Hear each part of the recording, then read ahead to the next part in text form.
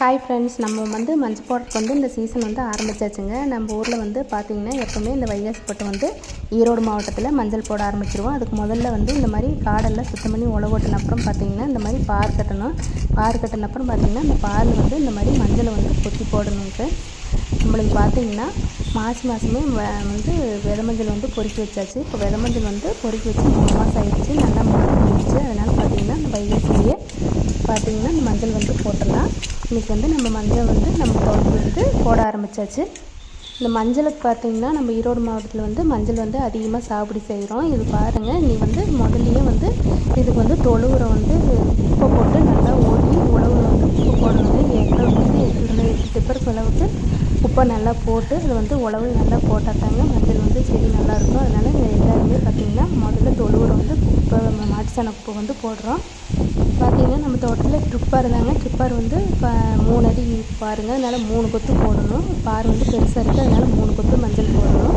இதே 2 அடி பாருங்களும் போடுவாங்க. 2 கொத்து போட்டால் போதும். பார் சின்னதாக இருந்தால் 2 கொத்து போட்டால் போதும். இது பாருங்கள், நம்ம பார் பெருசாக இருக்கிறதுனால 3 கொத்து போடணும்.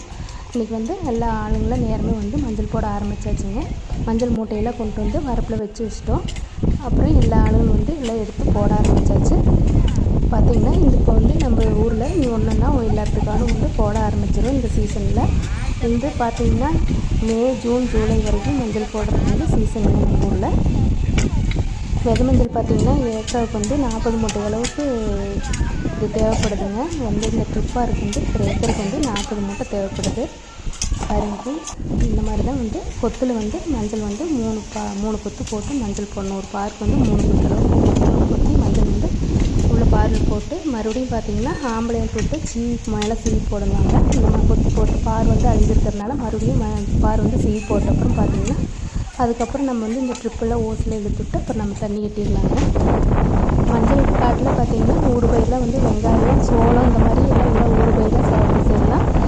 தனியாக மஞ்சளும் போடுவாங்க. உள்ள ஊடுபயிரும் உள்ள சாகுபடி செய்யலாங்க. இந்த மாதிரி வீடியோ பிடிச்சா லைக் பண்ணுங்கள், ஷேர் பண்ணுங்கள், மறக்காம சேனலை சப்ஸ்கிரைப் பண்ணுங்கள்.